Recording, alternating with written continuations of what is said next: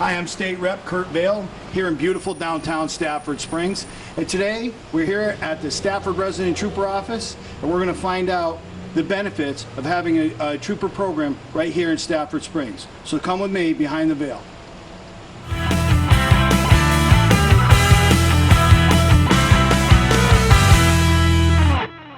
I'm here at the Stafford Resident Trooper's Office with Trooper Buck and Officer Kodzis. We're going to talk a little bit about the State Trooper program here, the Resident Trooper program here in Stafford. Can you explain to us how that works through the state and with the town working together? And Sure.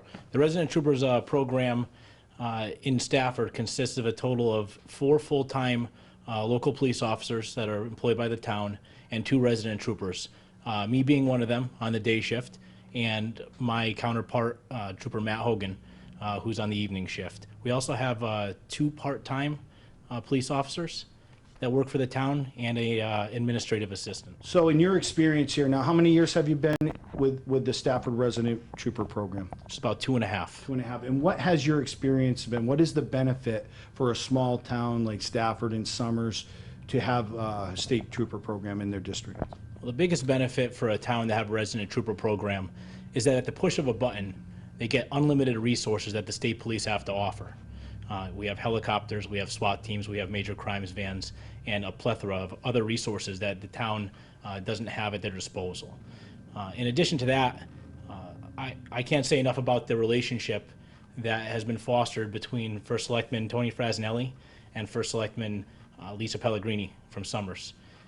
I haven't seen any issues. We work together as a team, both towns, to fight the epidemics we've been talking about and the issues we've been talking about, because that's the goal at the end of the day. Okay, and in Stafford right now, what is some of the big issues you're dealing with here in town?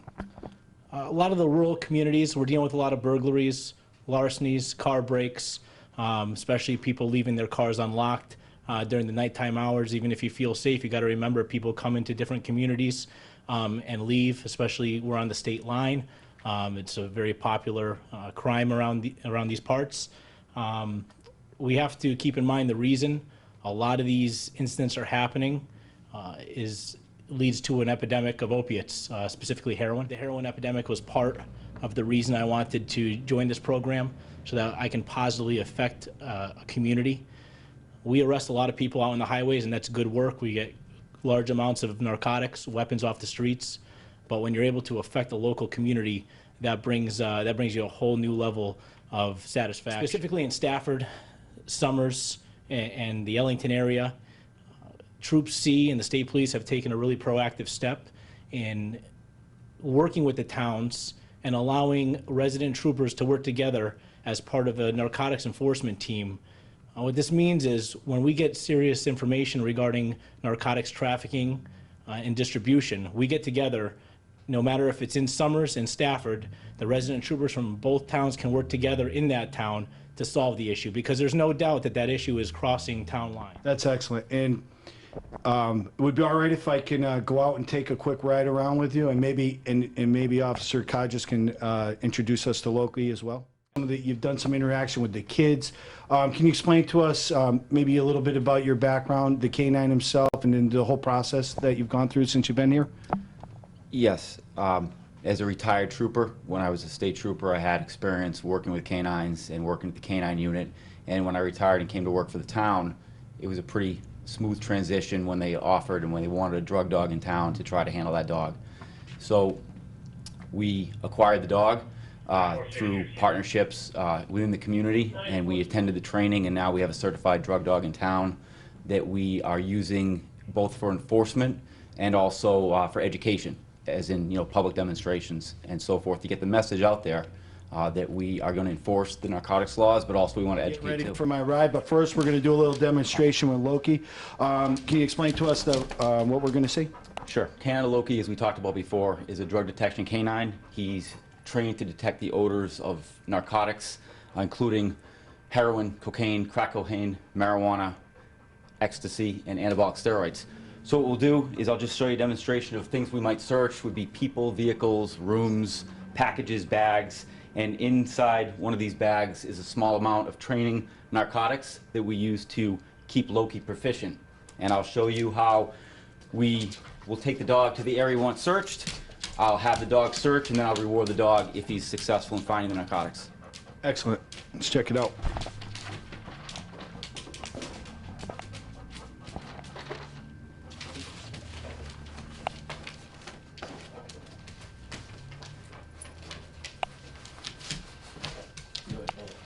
As you can see, Loki sat on this bag here, and there is a small amount of narcotics in the bag. I don't know if you can hear this or not, but as you can see, Loki sat in this bag. There's a small amount of training narcotics in the bag. Show me. Show me.